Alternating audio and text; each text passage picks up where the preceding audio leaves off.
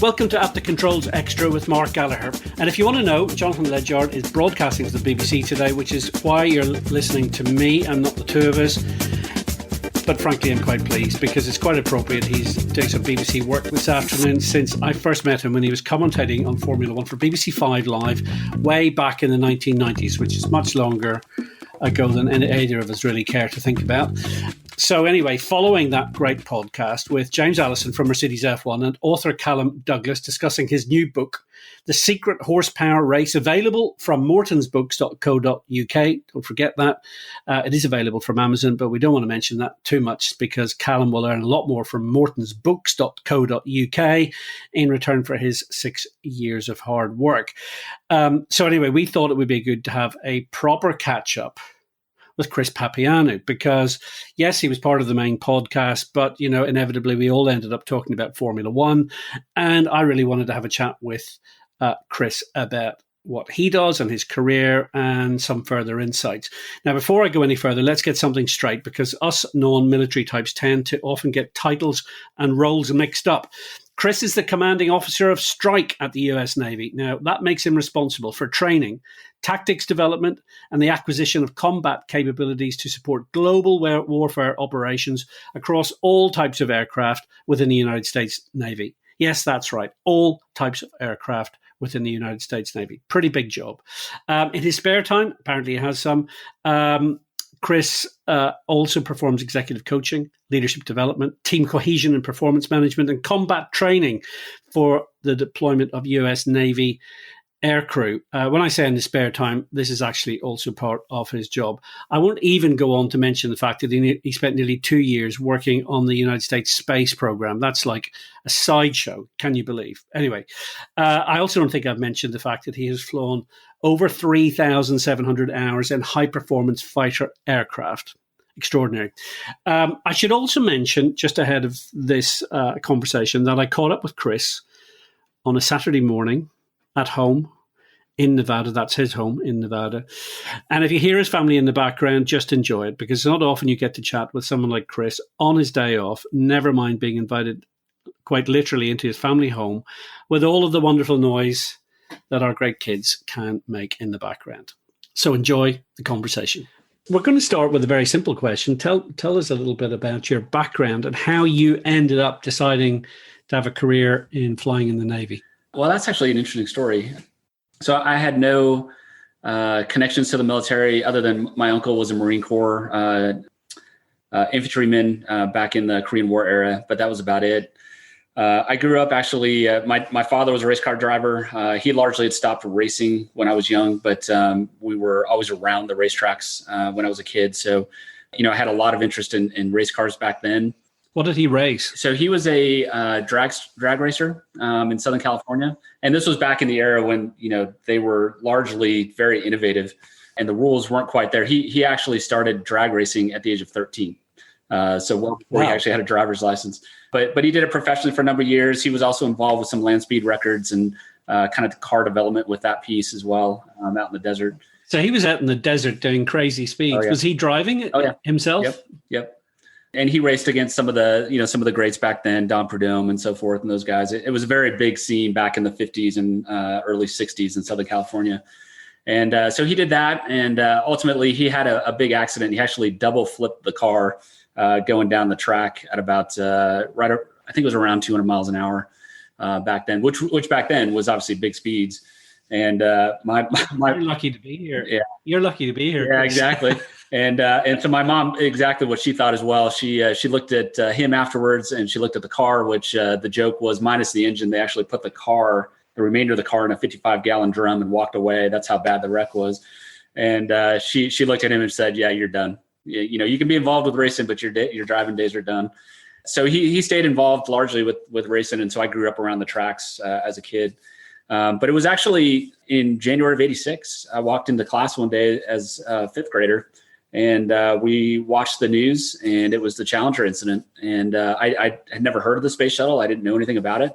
But there was something about seeing the main engines light off, seeing the solid rocket boosters light off, and seeing just that power of the shuttle lifting off of the launch pad that just absolutely enamored me. And certainly I recognize that this was a extraordinary tragedy. There is no doubt. But I was just so enamored by the space shuttle itself. And, through some research afterwards and figuring out how do you go do that and what's the career path, and, being a military fighter pilot's kind of the easy way to get there. And then later in the summer that year is when Top Gun came out. And I remember still to this day sitting in the movie theater and seeing jets fly left and right and left across the screen. And going, all right, I'm done at this point. This is what I want to go do. And so that just started kind of a singular focus for the rest of my childhood to get there and get into this business. It's extraordinary that you can think of that point in time, watching the Challenger incident and that kind of triggering your fascination with the technology. What was the point at which you then thought it's naval flying? And by the way, naval flying as opposed to Air Force flying. Yeah. Because there are lots of forks in the road, aren't there, during your career? So what led to those couple of forks for you? And I think that's something for every child that, wants to be a fighter pilot. That's one of the biggest questions is, do I go fly for the Air Force? Do I go fly for the Navy? And I say this with the ultimate respect of Air Force fighter pilots. I mean, I've trained with them, I've flown with them, I've fought with them, in combat. They're absolutely fantastic. But as a child, I looked at it and said, okay, there's obviously a clear difference here. An Air Force fighter guy is going to land on a, 6,000 to 12,000 foot runway. And that's not that challenging. And you take a Navy fighter pilot and they're going to land on a carrier in the middle of the ocean that's bobbing up and down. And they're going to do that day, night, good weather, bad weather, it doesn't matter. That's incredible. And if I'm going to put in this effort and do this and put in all the hard work and the hours and so forth that are associated with doing it, then I want to be part of the best. And so that's when I chose the Navy. So on an earlier episode of At the Controls, we had Mandy Hickson, and she was the Royal Air Force's second ever female tornado pilot. She flew tornadoes and has written an excellent book called An Officer, Not a Gentleman. And now that I follow her on social media, I see the rivalry between the Air Force and the Royal Navy. That it's really amusing to see some of the things that she posts. Tell me a little bit about that rivalry. I mean, there must be a rivalry. How does that work? What's the pecking order? Do you look down on them or do they look down on you? I think it depends on which side you ask. I think we both say we look down on each other. But yeah, there is certainly a rivalry. But it's a positive rivalry. At the end of the day, we're all in it together and we're all just doing our best and trying to be as good as we can be in the airplane. But I will tell you a funny story. And this is absolutely 100% part of the rivalry because I can say this publicly over this. There was a moment, maybe about 10 years ago. And I had a friend who I was on the Top Gun staff with that was doing a exchange tour with the Air Force flying F-22s. And at the time, the F-22 was fairly new, especially when we started talking about how we would integrate the F-22 into Navy fighter tactics and so forth. And so he and I were getting together and we were putting together these events where we could integrate the F-18 with the F-22.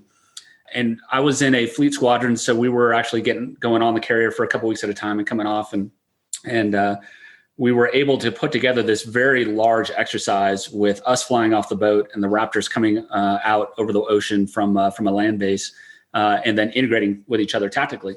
Well, in order to do that, they had to put a F-22 pilot on the boat as kind of a liaison officer to help us sort of do some mission planning and make sure we were integrating right, and then be there for the debrief so we could make sure we captured all the right lessons. And so I'm getting this Air Force F-22 guy out, and I was thinking as he was on his way out, I was like, I've got to get this guy in the backseat of an F-18. I've got to get him a flight off the boat. This is a golden opportunity for him. I need to do this for him. And so I get him on the schedule, and he's scheduled for a backseat F-18 ride during the day. And then a couple hours later, he was going to go on a backseat ride in an F-18 at night.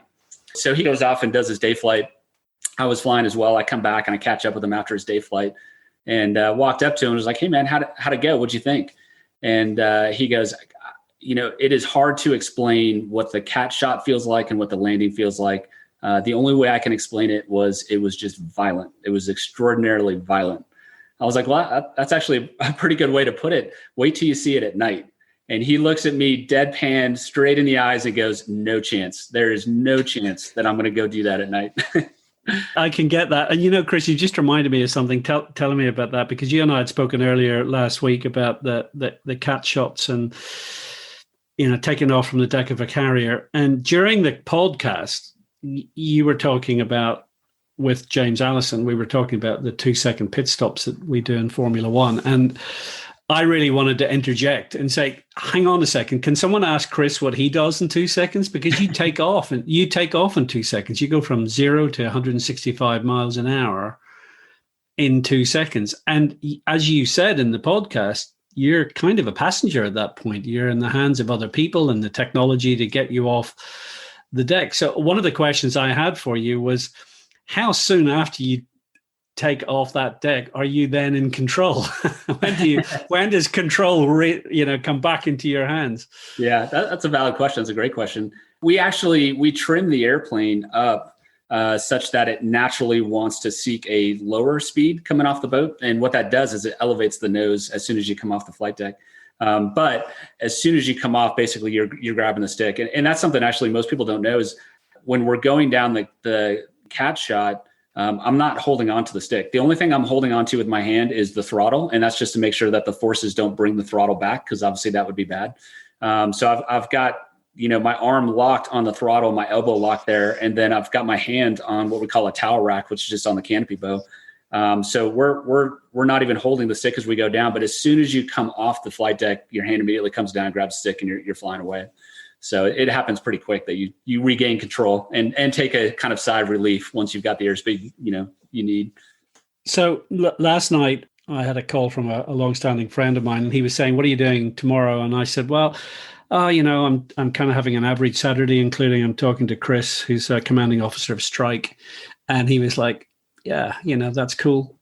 He said, "Tell me some interesting facts about that." And I was very struck when I was researching the podcast about the fact that when you land on the deck of a carrier, you land on full throttle, because you're essentially you're getting ready to. And so that came as a complete surprise to this pal of mine. Just talk us through the landing, and essentially you're preparing. I mean, you want it to go perfectly, but you're also preparing for the eventuality that it doesn't go according to plan. Mm-hmm. Yeah, absolutely. The landing itself is actually really interesting. There's a lot of dynamics at play, just from 3/4 of a mile, which is, behind the boat, which is where we consider the landing to start. And it takes about, on average, between 15 and 19 seconds to travel from 3/4 of a mile behind the boat to actually touching down in the wires. And you're dealing with a lot in that time frame.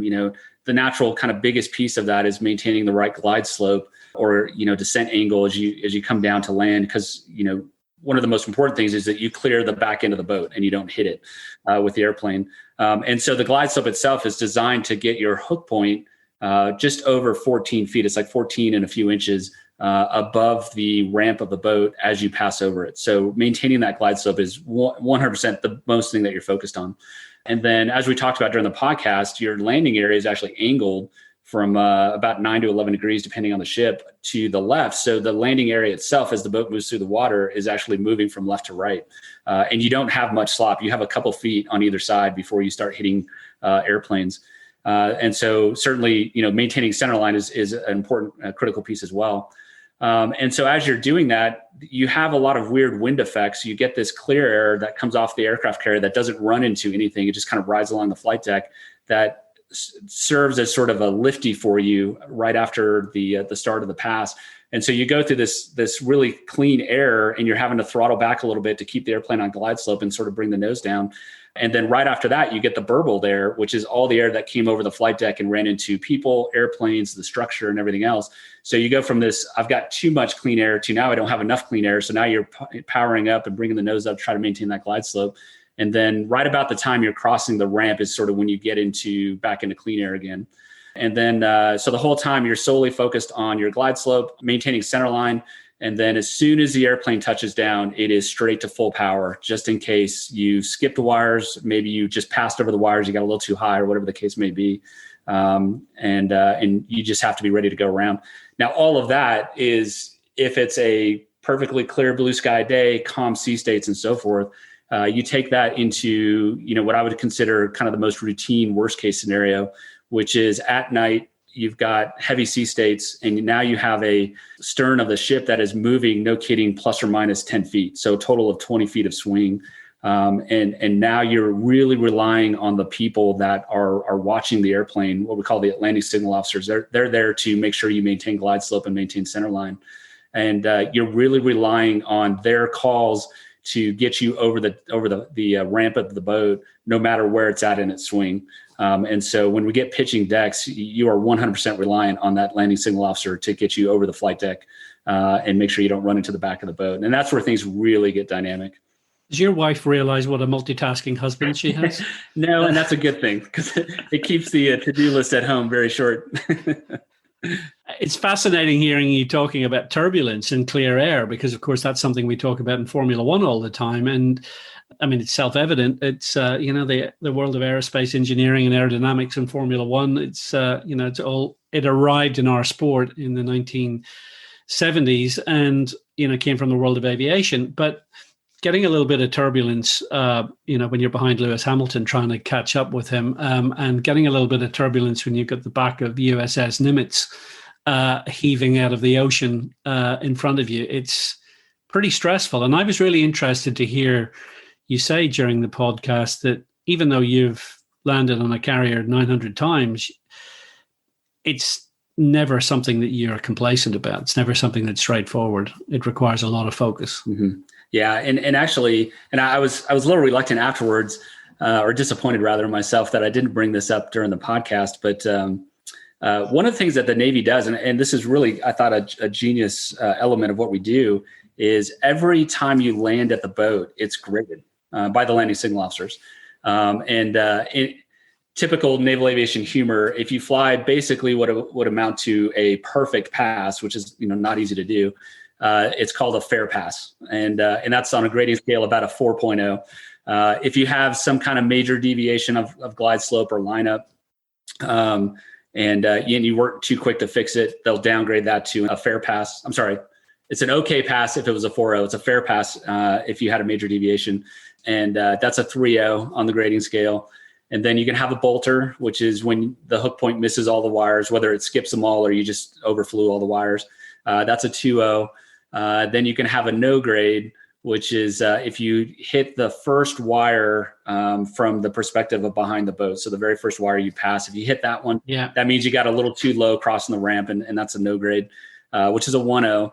And then you can get a cut pass, which is you did something extraordinarily dangerous. And to your point earlier about going to throttles, a max power on the touchdown, that would be something, if you didn't do that they would consider a cut pass, and that's a 0 grade, obviously. And so we have this grading scale, and every time you land behind the boat, it's graded. And of course, we're a type A personalities. We're very competitive.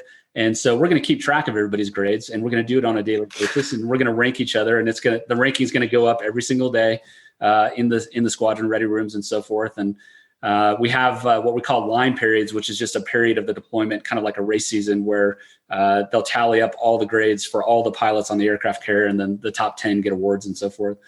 And so that concept of grading every single pass and our type A, mixing that with our type A personalities, kind of also just ensures that you're focused every time. And when you get to a point where you're running for those top 10 spots within the air wing right at the end of a line period, things get really, really tense. In fact, I had probably one of my best competitions was with my roommate, who was also a prior Top Gun instructor at the time. And he and I were vying for the number 1, number 2 spot across the air wing. And it was going back and forth depending on the day and the landings. And you'll appreciate this, Mark. We somehow, and I don't know how it started, but we got ourselves into this mindset of taking a Red Bull with us on every single flight. And at the time, we were supporting combat operations. So our flights were between 7 and 8 hours long. So you would be in the jet with this, if you include the startup, which is about 45 minutes, you're in the jet for 8 to 9 hours sitting in the seat by the time that you come back down and actually land. And so we got so competitive with each other that we were looking just for that little subtle edge right at the end of the flight. And so we actually timed it down to the minute of when we would actually drink the Red Bull prior to landing to make sure that we were, our brain was sparked back up and we were ready to go to try to fly the most perfect pass that we could. So I don't know. I don't know if Dietrich Mateschitz, the founder of Red Bull, is listening to the podcast, but that's probably one of the less expected uses of Red Bull. Exactly. And he would appreciate that enormously. Let's just talk about another topic which we kind of skipped over in the podcast, and I was trying to be funny, but I was making the point that you can't really change sides when you fly for the US military. But you quite rightly pointed out that you change squadrons. And a couple of things about that was, so I've noticed that every squadron has its name. You've got you joined the Flying Eagles, and then there was the Top Hatters, and then there were the Kestrels and the Argonauts. Talk to us a little bit about that further. Just, a couple of minutes on, the squadrons have their own names, and clearly they do have their own identity. And I presume that identity comes with some heritage and background. And so that really colors the culture of each squadron. Absolutely. I would say it's very similar to different racing teams. Each team has its own current culture. Each team has its own heritage. And it's very similar going into a squadron. And it's surprising, but the cultures from squadron to squadron can be extraordinarily different. That the Top Hatters is a great example. You talk about heritage. They're the oldest continuous active duty flying squadron in naval aviation. Their heritage goes back to the early 1900s. And that history really carried the squadron, and it really defined the culture. And we had a great culture, and they still do in that squadron. It was very much blue collar focused. We were competitive, but we were there to do our job, and we were there to make sure everybody else was doing their job as best they could within the squadron. It didn't matter if you were a pilot flying one of the airplanes, or you were the most junior maintainer working on the airplanes. We just had this really blue collar, humble, focused culture that led to just years of success with that squadron. And then I was in other squadrons where you had, not as strong of a culture, and you mix that with some bad leadership in that squadron, and the squadron dynamic was just horrible. And it did not enable what we were there to do, which at the end of the day is really power projection and winning in combat. And those cultures just didn't allow for that to happen. So I would say it's very similar to what you've probably seen in Formula One. Yeah, and no question about that. I think a huge believer in the fact that all the Formula One teams have, actually, when you look at it, they have great facilities and budgets. Yes, you might only have $100 million as opposed to $200 million or something, but all Formula One teams have lots of things going for them. The thing that really makes a difference is the leadership, the culture. And there's no question, with having James Allison on the podcast with you, Chris, again, it's driven home the fact that Mercedes is a pretty special team in terms of how they interact, how they work together, the alignment that they have, and the focus that they bring to their task every day. And I think, again, James made a pretty good point about what a great leader Toto Wolff has. Now, let's just talk about your leadership a little bit further, because I'm going to read something, not ideal on a podcast to do some reading, but I need to read this because it sums up very well you, Chris. As commanding officer, at one point you were responsible for the training, safety and welfare of 220 officers and sailors. This is on the USS Nimitz, as well as maintenance and operation of 12 $87 million FA-18E Super Hornets, plus all the supporting equipment and weapons, about $1.2 billion in assets. Yeah. Chris, this is big stuff. And for you as a pilot, you've been elevated into a position where you've got this large group of people, all this technology, and the maintenance and the supply chain and all of the operations around that, a pretty profound and demanding requirement on you. Just so that transition from being a pilot to having all of that underneath you must have been quite a step. Absolutely. It's there's a lot of responsibility and the way the Navy treats commanding officers, which is hugely powerful to our capability with the Navy, is command is ultimate. It's your squadron, it's your command. You have ultimate responsibility, ultimate authority. And so that brings with it a lot of pressure as well. But, it's like any organization. You can boil leadership down to just a few, in reality, simple rules, first and foremost. And I mentor today I mentor a lot of senior officers in the Navy on jobs. They're getting ready to do jobs that I've already done. And one of the things I pass on to them is what I call rule number one. And I mentioned this during the podcast, but I refer to it as rule number one, or the golden rule of leadership. And oh, by the way, there's only one rule of leadership, which is it's never about you. It's always about the people, and creating an environment where you can enable those people to perform at their best. And so you've got to come into these things with the right leadership. And I've seen a lot of leaders that didn't perform as well as they could have, as well as they were talented enough to be able to do, because they started to make it about themselves to some degree. And so, you have to go into it with the right leadership mindset. And then you have to have the right vision. And the vision, there's no one right answer for a vision. It really depends on what's the environment that your organization, or in this case, squadron, is going to go operate in. What are the challenges that are associated with that environment, and how are you going to overcome that environment, or how does the organization need to overcome that environment in order to win at the end of the day? And I would, and again, I'd largely equate it to a racing team, right? Their job and their singular focus is to win. That's our job as well. Our singular focus is when the phone call comes to go down range, we're there to go win at the end of the day. And so you have to kind of create this culture that enables that.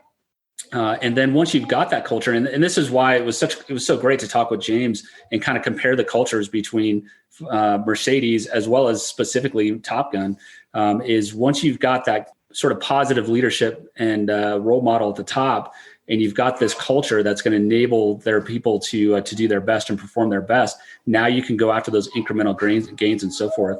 So it's there is certain elements that you have to have with the culture. You have to have high standards, and you have to have people that are passionate enough to try to reach those standards. And you can hold those high standards as long as you're positive about getting people to them. You've got to have confidence and humility, and you've got to know when those are key. In a Formula One race, I would assume, once you get to the race and the lights go out, everybody's got to be confident in their decision making. The driver's got to be confident in his ability to drive. We talked a little bit about that with flying. It's once we start flight ops on an aircraft carrier, it doesn't matter if it's my most junior maintainer or me in the jet. I've got to be confident that the team's ready to go, and we're each individually confident what we can do. And then you have to have that trust and mutual respect from the most junior folks to the most senior folks. One of the things I did as CO was, I said it multiple times throughout my time, is I don't care if it's me or if it's our brand new 18-year-old sailor in the squadron that's just learning how to be in the Navy. You will treat both of us with the same level of respect, and everybody in between as well. And then, as James and I talked about quite a bit, you have to have that open and honest and sort of safe communication. So I know that's a long answer, Mark, but you've got to build sort of that box with the leadership and the culture and the incremental gains to really be successful as an organization. So a couple of other things, Chris, that I wanted to ask you about. One is that period when you were commanding officer of Top Gun. I don't think people realize just how elite Top Gun is. Mm-hmm. Just give us again, for the layman listener, an insight into the filtering process just to get into Top Gun, never mind to progress through it. Yeah, it is a very, very selective process. You apply to the course. It's no longer like it was sort of portrayed in the first Top Gun movie where, you go through the course and then they decide to keep you or not. You really sort of apply to the course. And then if you want to be a Top Gun instructor, you also apply to be a Top Gun instructor and go through what we call a rush process effectively. But we're looking at the really top, I'd say 1% to 5% of Navy fighter pilots is kind of our pool that we're pulling from. And we grade it kind of, as I alluded to in the podcast with James, we're looking at really three things. We're looking at how passionate are they about what we're here to do, and how passionate are they about being good in the airplane and teaching others to be good in the airplane. What's their personality like? And then ultimately their talent level in the airplane. And as we look at those, as I mentioned before, we're not looking for somebody that's a rock star in the airplane. I cannot tell you over the years how many people Top Gun has turned down that were absolutely phenomenal in the airplane. They just didn't have the right personality, and that will take them out of the fight immediately. And so we're kind of looking for those traits, and then we put them through the course.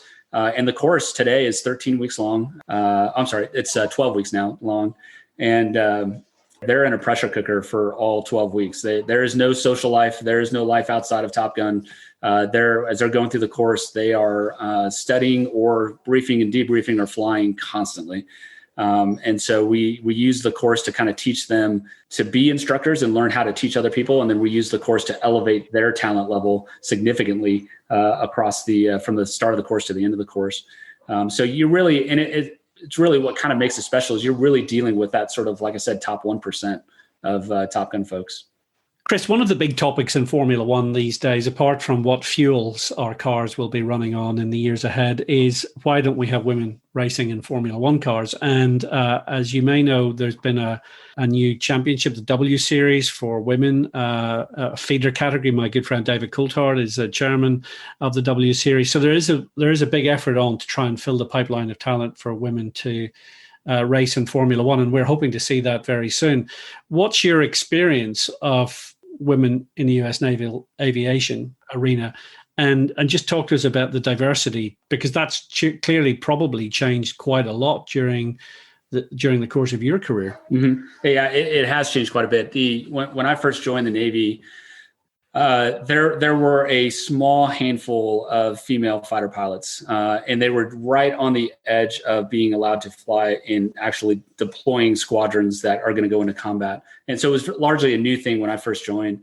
And where we're at today is in a great spot where it doesn't matter what your background is. It doesn't matter what your gender is. If you show the passion and the work ethic and to be here and do this business, you're in. And even when you take that forward to Top Gun class selections, I mean, we have females come through, several per year through the Top Gun course. That's nothing new for us. We have female Top Gun instructors, and we've had them throughout the history of the organization. We don't really kind of restrict who comes in. In fact, I think, a perception I've had over the years of being involved with Top Gun is that, Top Gun instructors are these, people that come from rich backgrounds, or they were born with silver spoons in their mouth. And, in our version of that would be, your father was an admiral in the Navy, and, because he was an admiral, he's been able to smooth over your career and get you to the good places. And that's really not true. I mean, we have people with all kinds of backgrounds. And again, genders doesn't matter. And as far as females performing in fighters, I will tell you that we had a female student go through. Again, it's consistent, but we had one go through, about a year and a half ago now, and I would put her squarely in the top 5 graduates I've ever seen come out of Top Gun, if not the number one graduate. I mean, she just absolutely crushed the course. She was a phenomenal instructor and just extraordinarily talented in the airplane. So whenever you watch Formula One, and you're passionate about Formula One as a sport, what would your message be to the sport of Formula One? If you had about women coming into Formula One, in terms of, because believe it or not, Chris, there are still people I know from social media. There's still people who say, well, women wouldn't be able to do it in Formula One for physical reasons or whatever. What would your message be about that? I would say don't underestimate what a woman can do. And it doesn't matter what the medium is. It doesn't matter what the profession is. It sounds antiquated, but females doing these businesses are just as capable and just as good as any male that does this business. It comes down to the personalities. And you see this, we talked a little bit about Lewis Hamilton's personality and how he's able to stay on top. He's very passionate. He's a hard worker. He's disciplined. I've seen so many female fighter pilots that are the exact same way. I'll tell you, from a tactics background and a Top Gun background, in the Navy, we also have folks that are test pilot backgrounds. And typically your test pilot backgrounds, they're phenomenal aviators. They're very talented. They're very, very smart. But when it comes to tactics execution, typically they're not as good as those guys that are, Top Gun graduates and so forth. And I had a department head in my squadron that I was CO of that was female. She was a test pilot background. She's actually trying to get into NASA right now. And she did phenomenal in tactics execution. I mean, she was just as good as some of my prior Top Gun instructors that were in the squadron. And, for her to be able to do that with a strong test background and translate to being able to execute tactically in the airplane was tremendous. So my message would be, just like I said before, don't underestimate it. They are extraordinarily capable. Well, that's great, and don't worry about the word antiquated in relation to thought processes, because I promise you, in Formula One, there are a lot of antiquated still thought processes which we need to get by, and we need more diversity, more nationalities. It's still a very Eurocentric sport as well as a very male-dominated sport. A final question for you, Chris, before I let you go, and this is just a kind of one that came to mind when I was researching this. So I was reading about the USS Nimitz, and that's kind of your office where you were based, and of course you've been in other carriers as well. And again, just for folks listening, that carrier, it's 1,100 feet long. It's nuclear powered. I was so amused to read about its powertrain. I went straight to look at its power system, and I was amused to read that its range and its life cycle it's actually listed as unlimited, because it's a nuclear powered ship, and 3,500 people working there. What's life like on board one of these amazing pieces of technology? It's a lot of fun. Obviously the downside is you're away from your family, and you're away from your family for, not days at a time, but months at a time. But, with that being said, it's a lot of fun. It's, there's, when you get the entire air wing on board the aircraft carrier, you're actually sitting at about 5,000 people total. And you've got all the amenities you basically need. I mean, you've got galleys for the food, and you've got your workspace, you've got your ready room, which is largely kind of your social gathering space. There's plenty of workout facilities. I mean, you can largely live kind of a normal life. You're just, out at sea. And there is some enjoyment in going out on an aircraft carrier, going out, doing flying and so forth. And you'll fly for a couple of weeks at a time, and then you'll pull into port somewhere. And then you get a week off in some foreign port, and then you have fun and you get back on the boat, you go out, you fly again, and then you pull into port a couple of weeks later. And being able to see the world is pretty cool, especially when you look at some of the junior enlisted that, never left their hometown in some small town USA, and now they're out exploring the world at 18, 19 years old. It's pretty cool to see the reactions on their faces as they walk off the ship in some other country. There's a lot of enjoyment there. We're all there for a common goal, so there's a lot of common focus on the boat on day-to-day operations. Not to say that there are not hard times on a boat. It's kind of funny. It's the USS Nimitz, for example, is a ship. It is the folks that drive the ship don't like us to call it a boat, but it's just naval aviation humor. We call it the boat. But we were in an operating environment in 2017 supporting combat operations, and the average temperature on the flight deck was just the outside air temperature was 140 degrees. And that was before the jet exhaust hit you. When the jet exhaust hit you and it hit, skin, it felt like somebody was taking a blowtorch to you. And to see, that was probably one of the most humbling moments I've ever had in this business, to see the sailors and the maintainers out on the flight deck working 8-hour shifts. Now they were coming in and going out, and we made sure they had plenty of water and cool spaces and so forth. But to see them out there operating in that environment, getting the job done, doing it flawlessly and doing it safely was absolutely incredible. So in a large way, being out on those boats is very much a humbling experience as well, just to see the team execute. Yeah, I think, and that certainly resonates with me when I look at the amazing job that the race teams do, very often working 16-hour days and in pretty tough conditions at times. Much better these days than perhaps it used to be in terms of the facilities. But Chris, really a delight to hear your insights. So much of a pleasure for Jonathan and I to have had you on the main podcast with James Allison, but really good of you to take your time out and give us this little bit of further insight, and we hope to speak to you again soon. Yeah, my pleasure, Mark. It's always a pleasure to chat with you anytime.